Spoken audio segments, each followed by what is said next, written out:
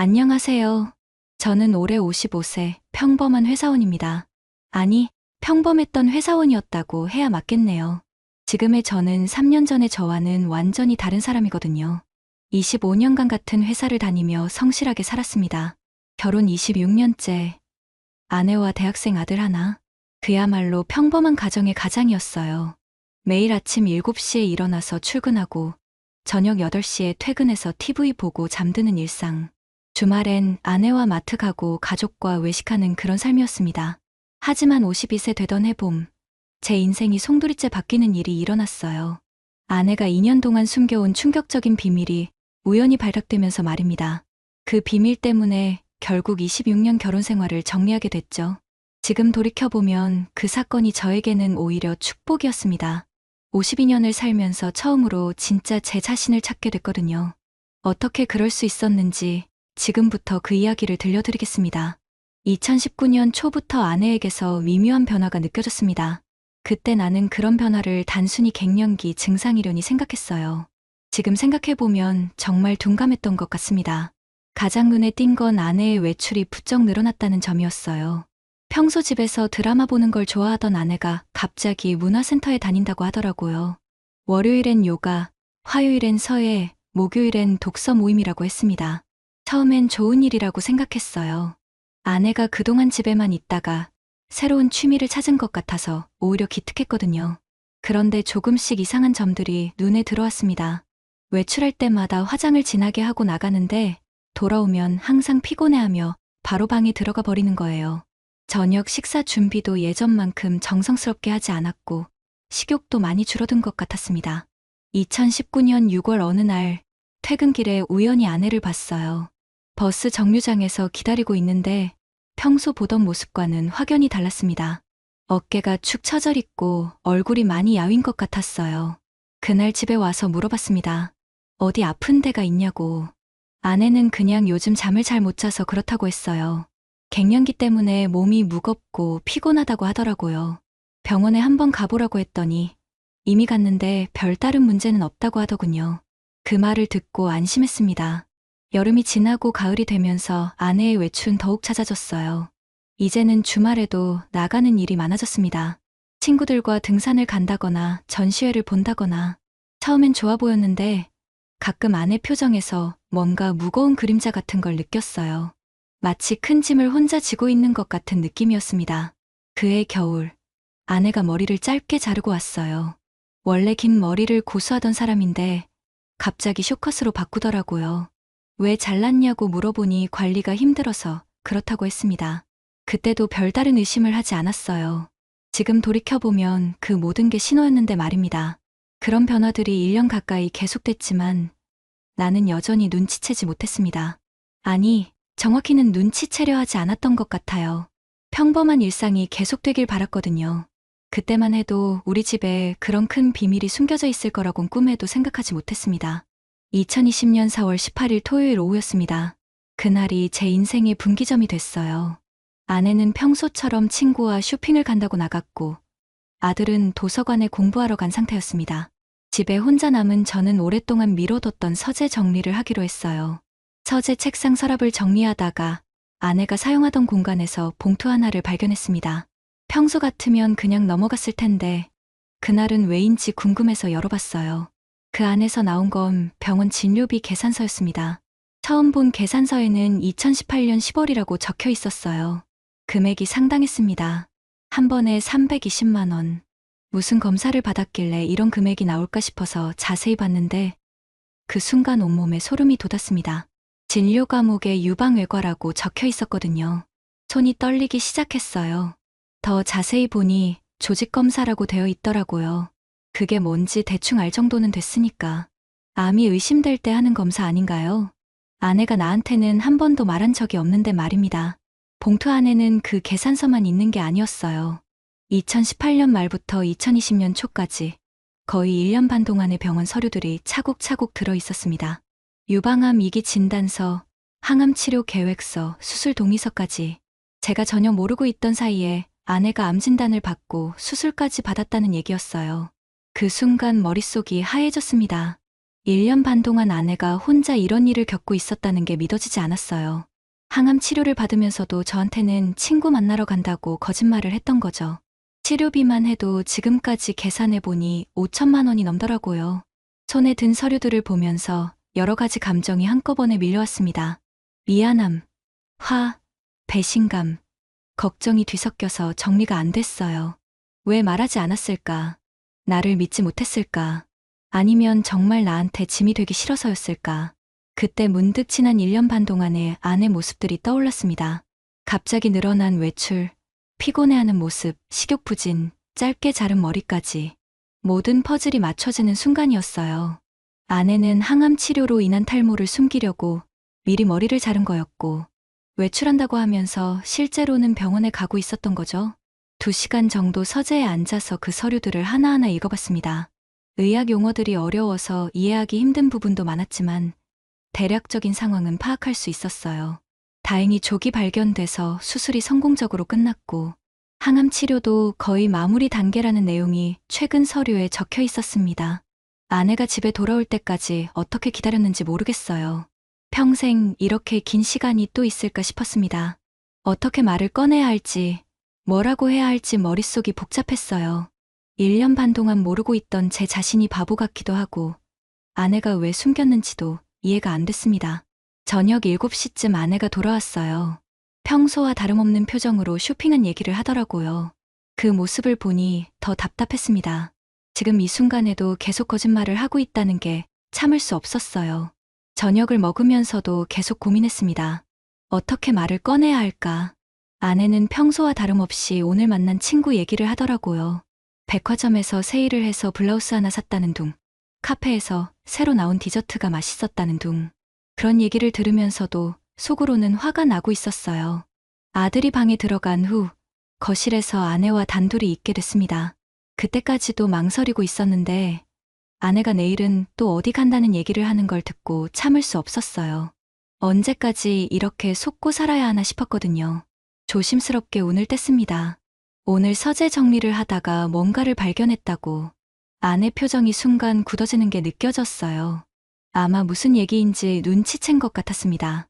그 순간 아내 얼굴에서 혈색이 싹 빠지더라고요. 병원 서류들을 발견했다고 말했을 때 아내는 한참 동안 아무 말이 없었어요. 그러다가 결국 고개를 숙이고 말하기 시작했습니다. 2018년 9월에 유방에서 멍울을 발견했다고. 혼자 병원에 가서 검사를 받았는데 암이라는 진단을 받았다고 했어요. 왜 나한테 말하지 않았느냐고 물었을 때 아내가 한 대답이 지금도 기억에 남습니다. 나한테 걱정을 끼치고 싶지 않았다고 하더라고요. 그리고 재현이가 대학교 3학년인데 등록금도 많이 들고 집안 경제가 더 어려워질까 봐 두려웠다고 했어요. 그 말을 들으니 한편으론 이해가 됐어요. 아내 입장에서는 나름대로 가족을 생각한 선택이었을 수도 있겠다는 생각이 들었거든요. 하지만 동시에 배신감도 컸습니다. 1년 반 동안 매일매일 거짓말을 하면서 살았다는 게 받아들여지지 않았어요. 치료비는 어떻게 마련했냐고 물어봤더니 아내가 몰래 적금을 깨고 친정 어머니한테서 돈을 빌렸다고 하더라고요. 친정 어머니까지 아는 일인데 나만 모르고 있었다는 사실이 더 충격적이었어요. 가족 중에서 나 혼자만 바보였던 셈이죠. 아내는 울면서 미안하다고 계속 사과했습니다. 말하려고 했는데 시기를 놓쳤다고, 시간이 지날수록 말하기가 더 어려워졌다고 했어요. 그리고 다행히 수술도 잘 됐고 항암 치료도 거의 끝나가니까 이제는 괜찮다고 하더라고요. 그날 밤 거의 새벽까지 대화를 했습니다. 아내가 지난 1년 반 동안 얼마나 힘들었는지, 혼자서 어떻게 버텨왔는지 들어보니 마음이 복잡했어요. 한편으론 고마웠고 한편으론 서러웠습니다. 부부인데 이런 큰일을 혼자 감당해야 했다니. 하지만 동시에 분노도 있었어요. 나를 얼마나 믿지 못했으면 이런 큰 병을 숨겼을까 하는 생각이 들었거든요. 26년을 함께 살면서 쌓아온 신뢰가 이 정도였나 싶어서 마음이 상했습니다. 아내는 앞으로는 모든 걸 투명하게 하겠다고 약속했어요. 병원 갈 때마다 알려주겠다고, 치료 과정도 같이 상의하겠다고 했습니다. 그 말을 듣고 일단은 이해해보려고 노력했어요. 어쨌든 가족이고 아내가 아픈 상황인데 더 이상 책망할 수는 없었거든요.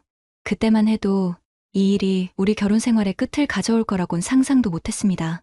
오히려 이제는 함께 이겨내면 되는 거 아닌가 하는 마음이었어요. 위기를 함께 극복하면 더 끈끈해질 수도 있다고 생각했습니다. 하지만 그건 제 일방적인 생각이었어요. 아내에게는 또 다른 속셈이 있었던 것 같습니다. 그걸 알게 된 건 그 다음 날부터였어요. 다음 날인 4월 19일 일요일 아침, 저는 아내한테 앞으로는 병원에 함께 가자고 제안했습니다. 이제 비밀도 없어졌으니 치료 과정을 같이 지켜보고 싶다고 했어요. 담당 의사 선생님도 만나보고 앞으로 어떻게 관리해야 하는지도 들어보자고 했습니다. 아내는 처음에 괜찮다고 했어요. 이제 거의 다 나았으니 굳이 남편까지 나설 필요 없다고 하더라고요. 하지만 제가 워낙 강하게 주장했더니 결국 다음 진료 때 함께 가기로 했습니다. 다음 진료일이 4월 23일 목요일이라고 했어요. 그 사이 며칠 동안 저는 인터넷으로 유방암에 대해 공부했습니다.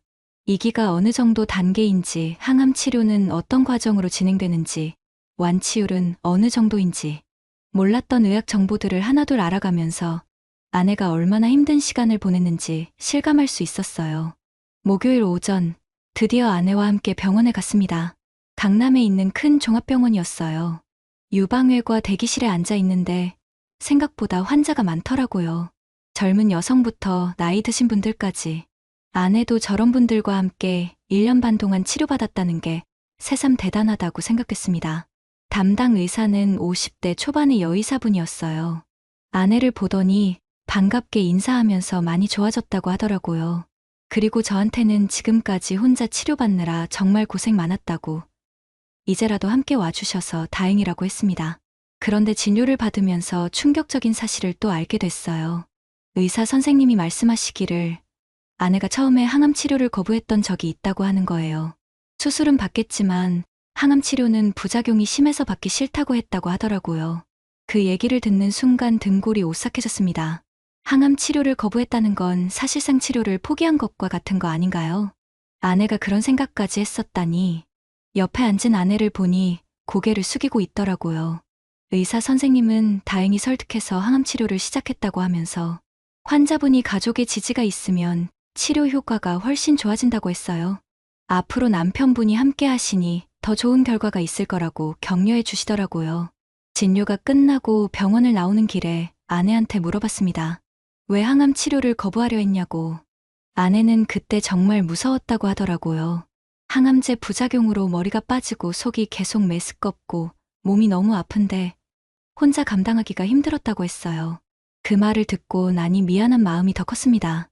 내가 옆에 있었다면 아내가 그런 생각을 하지 않았을 텐데. 가장 힘들 때 혼자 견뎌야 했던 아내 마음을 생각하니 가슴이 아팠어요. 그날부터 저는 아내 치료에 적극적으로 참여하기 시작했습니다. 항암 치료 후 부작용으로 힘들어할 때 마사지도 해주고 식욕이 없을 때는 먹기 쉬운 음식을 만들어 주려고 노력했어요. 영양제도 알아보고 암 환자에게 좋다는 음식들도 찾아봤습니다. 아내도 처음에는 고마워하는 것 같았어요. 이제야 진짜 부부가 된 것 같다고, 앞으로는 뭐든지 함께 하자고 했습니다. 저도 그런 아내를 보면서 이제는 정말 새로운 시작이구나 싶었어요. 하지만 그런 평화로운 시간은 그리 오래 가지 않았습니다. 며칠 지나지 않아서 아내는 또다시 이상한 행동을 보이기 시작했거든요. 혼자 병원에 가겠다고 하고 치료 결과도 대충 얼버무려서 얘기하고 뭔가 또 숨기는 게 있는 것 같았어요. 그때 깨달았습니다. 한 번 신뢰가 깨진 관계는 쉽게 회복되지 않는다는 걸. 아내는 여전히 나를 완전히 믿지 못하고 있었고 나 역시 아내의 말을 의심하게 되더라고요. 26년 결혼 생활에서 처음 느껴보는 감정이었습니다. 5월에 들어서면서 아내의 태도가 다시 예전으로 돌아가기 시작했습니다. 함께 병원에 가자고 하면 괜찮다고 하면서 혼자 가겠다고 했어요. 이제 거의 치료가 끝나가니까 굳이 남편까지 시간 뺄 필요 없다는 식으로 말하더라고요. 처음에는 아내가 독립적으로 치료받고 싶어하는 마음을 이해해보려 했습니다. 1년 반을 혼자 해왔는데 갑자기 남편이 개입하는 게 부담스러울 수도 있겠다 싶었거든요. 그래서 아내의 의견을 존중해주기로 했어요. 하지만 며칠 지나지 않아서 이상한 점들을 발견하기 시작했습니다. 아내가 병원에 갔다 와서 하는 얘기가 앞뒤가 안 맞더라고요. 지난번에는 2주 후에 검사한다고 했는데 일주일 만에 또 병원에 간다고 하는 시기였어요. 5월 15일이었는데 그날도 아내가 정기검진을 받으러 간다고 나갔습니다. 저녁에 돌아와서 검사 결과가 좋다고 하더라고요. 의사가 완치 판정을 내렸다고 이제 3개월에 한 번씩만 검진 받으면 된다고 했어요. 그런데 우연히 아내 가방에서 그날 받은 처방전을 봤는데 여전히 항암제가 처방돼 있더라고요. 완치 판정을 받았다면 항암제를 왜 처방받았을까요? 그 순간 또다시 거짓말을 하고 있다는 확신이 섰습니다. 다음날 아내한테 직접적으로 물어봤어요. 정말 완치 판정을 받은 게 맞냐고. 그랬더니 아내가 당황하면서 말을 바꾸더라고요. 완치까지는 아니고 많이 좋아졌다는 뜻이었다고. 자신이 잘못 표현했다고 했습니다. 그때 깨달았어요. 아내는 앞으로도 계속 거짓말을 할 거라는 걸. 병이 나았다고 안심시키려고 하는 건지 아니면 진짜로 나를 속이려는 건지 모르겠지만 어쨌든 진실을 말하지 않고 있다는 건 분명했어요. 6월 들어서는 더 심해졌습니다. 아내가 병원에 간 날짜와 제가 기억하고 있던 진료 일정이 맞지 않는 경우가 생겼어요. 분명히 목요일에 간다고 했는데 화요일에 나간다든지 오전 진료라고 했는데 오후 늦게 들어온다든지 한 번은 정말 화가 나서 아내한테 따졌습니다. 도대체 왜 계속 거짓말을 하냐고.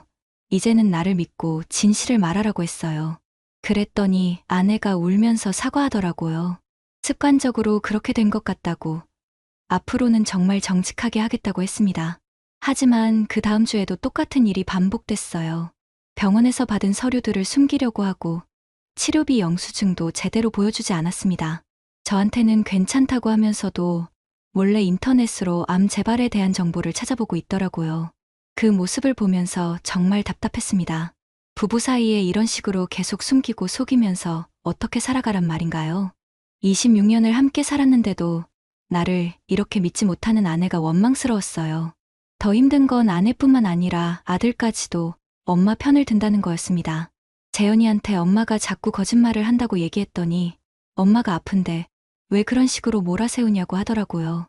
가족 모두가 나를 이해하지 못한다는 기분이 들었어요. 그때부터 확실해졌습니다. 이 결혼 생활은 더 이상 지속하기 어렵겠다는 걸. 사랑하는 마음은 여전히 있었지만 신뢰라는 기본 토대가 완전히 무너져 버렸거든요. 상대방을 믿지 못하는 상태에서 어떻게 부부로 살아갈 수 있을까요? 밤에 잠자리에 누워서도 계속 생각했습니다. 아내가 왜 이렇게까지 거짓말을 계속하는 걸까? 정말 나를 걱정시키지 않으려는 배려인 걸까? 아니면 다른 이유가 있는 걸까? 어떤 이유든 상관없이 이런 관계는 건강하지 못하다는 결론에 이르렀어요. 2020년 여름부터 가을까지 저는 정말 많은 고민을 했습니다. 이혼이라는 단어가 머릿속에서 떠나지 않았어요. 결혼 26년 만에 처음으로 그런 생각을 하게 된 거죠. 하지만 쉽게 결정할 수 있는 문제가 아니었습니다. 무엇보다 아내가 아픈 상황에서 이혼을 요구한다는 게 도덕적으로 옳은 일인가 하는 고민이 컸어요. 주변 사람들이 알면 아픈 아내를 버리는 몰인정한 남편이라고 손가락질할 게 뜻해였거든요. 실제로 그런 시선을 받을 각오도 해야 했고요. 하지만 계속되는 거짓말과 불신 속에서 더 이상 결혼 생활을 유지할 자신이 없었습니다. 매일 아침 일어날 때마다 아내가 오늘은 또 어떤 거짓말을 할까 의심하게 되더라고요. 그런 마음으로는 부부로 살아갈 수 없었어요. 9월 말경 결정적인 사건이 하나 더 생겼습니다. 아내가 병원비 영수증을 조작한 걸 발견한 거예요. 실제로는 150만 원이 나온 건데 제게는 50만 원짜리 가짜 영수증을 보여준 거였습니다. 아마 나한테 부담 주지 않으려고 그랬겠지만 그게 더 큰 배신감을 줬어요. 그때 확실히 깨달았습니다. 아내는 앞으로도 계속 거짓말을 할 거고 나는 평생 의심하면서 살게 될 거라는 걸. 그런 결혼 생활이 과연 의미가 있을까요? 서로에게 상처만 주는 관계라면 정리하는 게 맞다고 생각했어요. 10월 첫째 주 일요일 드디어 아내한테 말했습니다. 이혼을 하고 싶다고. 아내는 처음에는 농담인 줄 알고 웃더라고요. 그런데 제가 진지한 표정으로 계속 얘기하니까 그제야 심각하게 받아들이더군요. 아내는 울면서 용서해달라고 했습니다. 앞으로는 정말 바르게 살겠다고, 거짓말도 절대 안 하겠다고 약속했어요. 하지만 저는 이미 마음을 정했습니다. 26년 동안 쌓아온 신뢰가 한순간에 무너질 수는 있어도 다시 쌓기는 어렵다는 걸 깨달았거든요. 가장 어려웠던 건 아들에게 설명하는 일이었어요. 재현이는 당시 대학교 4학년이었는데 갑작스러운 이혼 얘기에 크게 당황했습니다. 엄마가 아픈 상황에서 왜 이혼을 하려고 하냐고, 아빠가 너무 이기적인 것 아니냐고 따졌어요. 아들한테 그동안의 상황을 자세히 설명했습니다. 엄마가 2년 동안 암을 숨겼던 것, 그 후에도 계속 거짓말을 했던 것, 아빠로서는 더 이상 믿고 살 수 없다는 것. 하지만 재현이는 이해하지 못하더라고요. 부부는 아플 때 서로 도와줘야 하는 거 아니냐고 했어요. 그 말을 듣고 정말 마음이 아팠습니다. 내가 정말 이기적인 건 아닌가 하는 생각도 들었어요. 하지만 동시에 확신도 들었습니다. 아들조차 엄마 편을 드는 상황에서 제가 이 집안에서 설 자리는 없다는 걸 느꼈거든요. 11월부터 본격적인 이혼 절차를 시작했습니다. 아내의 병 때문에 조용히 협의이혼으로 진행하기로 했어요. 위자료나 재산 분할 같은 것도 아내한테 유리하게 해주려고 했습니다. 어쨌든 아픈 사람이고 제가 먼저 이혼을 요구한 상황이니까요. 가장 중요하게 약속한 건 치료비였습니다. 이혼을 하더라도 아내 치료비는 계속 제가 부담하겠다고 했어요. 완치될 때까지, 아니 평생이라도 책임지겠다고 했습니다. 결혼 생활은 끝내지만 아픈 사람을 버리는 건 아니라는 걸 보여주고 싶었거든요. 아내는 끝까지 이혼에 반대했지만 결국 제 의지가 너무 강해서 받아들일 수밖에 없었어요. 대신 조건을 하나 걸었습니다. 아들한테는 서로 원만하게 헤어지는 것처럼 얘기하자고, 아빠 때문에 이혼하게 됐다는 식으로는 말하지 말자고 했어요. 12월 말에 모든 절차가 완료됐습니다. 결혼 26년 만에 이혼이었어요. 법원에서 이혼 확인서를 받아들고 나오는데 기분이 묘했습니다. 자유로운 듯 하면서도 허전하고 후련한 듯 하면서도 슬프고 복잡한 감정들이 한꺼번에 몰려왔어요. 아내는 친정으로 돌아갔고 아들은 군대에 갈 때까지 저와 함께 지내기로 했습니다. 26년을 함께 살던 집에 갑자기 혼자 남게 되니까 정말 적적하더라고요. 하지만 더 이상 매일 의심하고 살지 않아도 된다는 생각에 마음이 편했어요. 그때만 해도 이 결정이 제 인생에 이렇게 큰 변화를 가져올 줄은 몰랐습니다. 오히려 앞으로 어떻게 살아야 할지 막막하기만 했거든요. 52세에 혼자가 된다는 게 쉬운 일은 아니었으니까요. 2021년 1월, 새해와 함께 완전히 새로운 삶이 시작됐습니다. 기존에 살던 아파트는 팔아서 아내와 재산을 나누고 저는 훨씬 작은 원룸형 아파트로 이사했어요. 26년 동안 살던 넓은 집에서 갑자기 원룸으로 옮겨가니 모든 게 낯설었습니다. 가장 당황스러운 건 혼자 살림을 꾸려야 한다는 거였어요. 26년간 결혼 생활 동안 요리나 빨래, 청소 같은 건 거의 해본 적이 없었거든요. 밥도 제대로 못 지어서 처음 몇 달은 거의 편의점 음식으로만 살았습니다. 세탁기 사용법부터 다시 배워야 했어요. 세제를 얼마나 넣어야 하는지, 어떤 옷은 따로 빨아야 하는지 전혀 몰랐거든요. 한 번은 흰 셔츠와 검은 바지를 함께 빨았다가 셔츠가 회색으로 변해서 버린 적도 있었어요. 그런 서투른 일상들이 처음에는 재미있기도 했지만 시간이 지날수록 외로움이 밀려왔습니다. 퇴근해서 집에 들어가면 아무도 없는 적적한 공간이 기다리고 있는 거예요. TV를 켜놔도 혼자 보는 드라마는 재미가 없었고 저녁을 혼자 먹는 것도 쓸쓸했습니다. 3월쯤에는 정말 우울해졌어요. 이혼이 잘못된 선택이었나 싶기도 하고 앞으로 평생 이렇게 혼자 살아야 한다고 생각하니 막막하기만 했습니다. 회사에서도 집중이 안 되고 주말이면 하루 종일 침대에만 누워있기도 했어요. 그러다가 4월 어느 날 우연히 아파트 엘리베이터에서 본 전단지가 제 인생을 바꿨습니다. 근처 문화센터에서 하는 요리 강좌 안내였어요. 초보자를 위한 기초 이탈리안 요리 수업이라고 되어 있더라고요. 처음에는 그냥 지나치려 했는데 문득 매일 편의점 도시락만 먹고 사는 제 모습이 한심하게 느껴졌어요. 이참에 요리라도 배워서 제대로 된 식사를 해보자는 생각이 들었습니다. 그래서 용기 내서 신청했어요.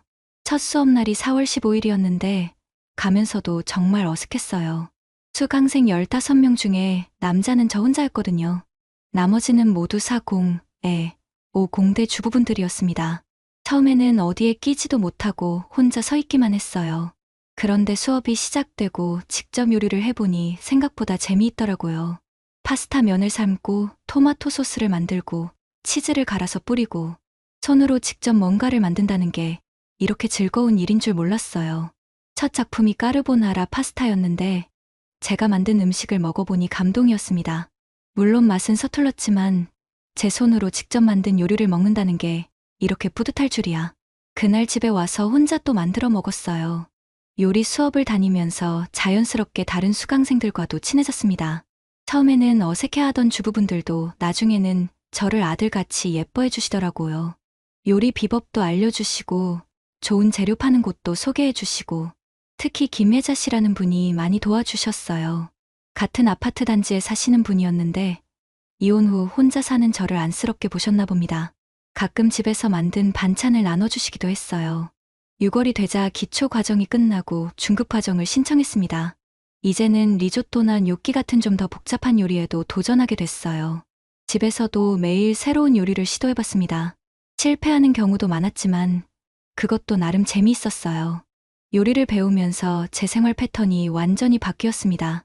퇴근 후에는 마트에 들러서 오늘 만들 요리 재료를 고르고 집에 와서 음식을 만들어 먹고 설거지까지 하면 하루가 금방 갔어요. 더 이상 외롭다는 생각이 들지 않았습니다. 무엇보다 제 안에서 변화를 느꼈어요.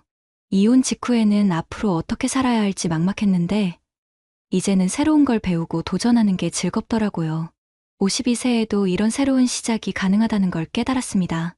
여름이 끝날 무렵 저는 완전히 다른 사람이 되어 있었어요. 요리 실력도 늘고 집안 살림도 능숙해지고 무엇보다 혼자 사는 것에 대한 자신감이 생겼습니다. 이제 진짜 새로운 인생이 시작되는 것 같았어요. 2024년 현재 제 삶은 3년 전과 완전히 달라졌습니다. 매일 아침 6시에 일어나서 에스프레소 한 잔으로 하루를 시작해요. 직접 볶은 원두로 내린 커피의 향기가 온 집안을 가득 채우는 순간이 정말 행복합니다. 3년 전만 해도 상상할 수 없었던 일상이에요. 요리는 이제 제 전문 분야가 됐습니다. 이탈리안 요리 3년 과정을 모두 마치고 지금은 와인 소믈리에 과정까지 수강하고 있어요. 주말이면 문화센터에서 만난 친구들이나 회사 동료들을 집에 초대해서 직접 만든 요리로 접대합니다. 지난주에는 8명을 초대해서 풀코스 이탈리안 디너를 준비했어요. 전체 요리로 브루스케타와 카프레제, 메인으로 오소부코와 리조또 알라 밀라네제, 디저트로 티라미수까지 5시간 동안 정성스럽게 만든 요리를 친구들이 맛있게 먹어주는 모습을 보니 정말 뿌듯했어요. 2022년에는 바리스타 자격증도 취득했습니다. 커피에 대한 관심이 생기면서 자격증 공부를 시작했는데 생각보다 재미있더라고요. 원두의 종류부터 로스팅, 추출까지 배우면서 커피에 대한 전문 지식을 쌓았어요. 지금은 은퇴 후에 작은 카페를 운영하는 게 꿈입니다. 등산도 새로운 취미가 됐어요. 2022년 가을부터 시작했는데 처음에는 동네 뒷산도 힘들었던 제가 지금은 주황산, 설악산 같은 명산들을 다 다녀봤습니다. 등산복 차림으로 산을 오르면서 자연을 만끽하는 시간이 정말 소중해요. 등산 동호회에서 만난 사람들도 제 인생의 큰 자산이 됐습니다. 50대 초중반의 다양한 사람들과 만나면서 서로 인생 이야기도 나누고 새로운 관점들도 배우게 됐어요. 그 중에는 저처럼 이혼을 경험한 분들도 계시는데 서로 위로하고 격려하면서 좋은 관계를 유지하고 있습니다. 특히 김영호라는 분과는 정말 좋은 친구가 됐어요. 저보다 2살 많은 분인데 5년 전에 이혼하고 지금은 혼자 사시거든요. 그분도 요리를 좋아해서 가끔 함께 요리하며 시간을 보내기도 해요. 서로 외롭지 않게 챙겨주는 사이입니다. 체중도 12kg이나 빠졌어요. 규칙적인 운동과 직접 만든 건강한 음식 덕분에 몸이 정말 가벼워졌습니다. 26년 결혼 생활 동안에는 뱃살이 나오기 시작해서 고민이었는데 지금은 오히려 30대보다 건강해진 것 같아요. 회사에서도 완전히 다른 사람 취급을 받습니다. 예전에는 그냥 조용한 과장이었는데 이제는 요리도 잘하고 커피도 잘 내리는 재미있는 부장이 됐어요. 후배들이 가끔 요리법을 물어보기도 하고 팀 회식 메뉴 정하는 일도 제가 담당하게 됐습니다. 무엇보다 마음이 평화로워졌어요. 더 이상 누군가를 의심하거나 걱정할 필요가 없거든요. 제 시간을 오롯이 저를 위해서 쓸 수 있다는 게 이렇게 자유로운 일인지 몰랐어요. 매일 새로운 걸 배우고 도전하는 삶이 너무 즐겁습니다. 아들 재현이와의 관계도 많이 좋아졌어요. 처음에는 아빠를 원망했던 아이가 지금은 오히려 제가 잘했다고 인정해줍니다. 군대 다녀온 후에 제 요리를 먹어보더니 정말 깜짝 놀라더라고요. 가끔 친구들 데려와서 아빠표 이탈리안 요리를 자랑하기도 해요. 경제적으로도 여유가 생겼습니다. 혼자 살다 보니 생활비가 크게 줄어들었고 취미 생활에 투자하는 것 외에는 딱히 쓸 곳이 없어요. 아내 치료비는 약속대로 계속 지원하고 있지만 그것도 부담이 되지 않을 정도입니다. 가끔 지인들이 재혼 생각은 없냐고 묻기도 해요. 하지만 지금으로서는 전혀 관심이 없어요. 혼자만의 시간이 너무 소중하거든요. 누군가와 함께하는 것도 좋겠지만 지금처럼 자유롭게 사는 것도 충분히 행복해요. 매주 토요일 아침이면 동네 마켓에 가서 직접 장을 봅니다. 신선한 재료들을 고르고 오늘은 어떤 요리를 해볼까 생각하는 시간이 정말 즐거워요. 그런 소소한 일상들이 쌓여서 지금의 행복한 삶을 만들어가고 있습니다. 52세에 완전히 새로운 인생을 시작할 수 있다는 걸 직접 경험해봤어요. 물론 쉽지는 않았지만 용기를 내서 도전해보니 생각보다 멋진 세상이 기다리고 있더라고요. 지금의 저는 3년 전보다 훨씬 더 행복하고 자신감 있는 사람이 됐습니다. 앞으로 5년 후 은퇴하면 작은 카페를 운영해서 제가 만든 요리와 커피로 사람들을 행복하게 해주고 싶어요. 그것이 지금 제 새로운 꿈이자 목표입니다. 지금 돌이켜보니 3년 전 그 어려운 결정이 제 인생 최고의 선택이었다는 생각이 듭니다. 당시에는 정말 막막하고 두려웠지만 용기를 내서 새로운 길을 걸어보니 이렇게 멋진 세상이 기다리고 있더라고요. 아내의 2년간 암은닉이 제게는 배신이었지만 결과적으로는 진정한 자유를 찾게 해준 계기가 됐습니다. 만약 그 일이 없었다면 저는 평생 그저 그런 일상을 반복하며 살았을 거예요. 새로운 도전도 새로운 꿈도 없이 말입니다. 52세에 시작한 새 출발이 이렇게 행복할 줄은 정말 몰랐어요. 요리도, 커피도, 등산도 모두 이혼 후에 시작한 일들인데 지금은 이것들이 제 인생의 전부가 됐습니다. 나이는 숫자에 불과하다는 말이 이렇게 실감나는 건 처음이에요. 혹시 지금 비슷한 상황에 있는 분들이 계시다면 말씀드리고 싶어요.